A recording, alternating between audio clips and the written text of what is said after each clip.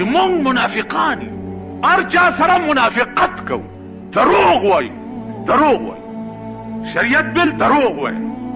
وضاحت وکړه شریعت څه ته وایي. شریعت د غل نه لاس پرې کولو ته وایي. شریعت زناکار سنګسارولو ته وایي. شریعت شرابي په درو وهلو ته وایي. شریعت دې ته وایي. ته د شریعت بل وضاحت وکړه. دروغ ولې وایي؟ تر کومه پورې به ته دا ملک په تیاره کې ساتې؟ که ملک په تیاره کې ساتې نو خدای خو په تیاره کې نشي ساتلی. تاسو وګورئ چې دې خدای په پاکستان کې هر یو حکومت سره څه وکړه. هم لید که دا عوام یا دا قوم در سره څه نشي، یا ما غوندې روټي خلاص ته په پیسو خرید کې، خدای خو نشي خرید کولی.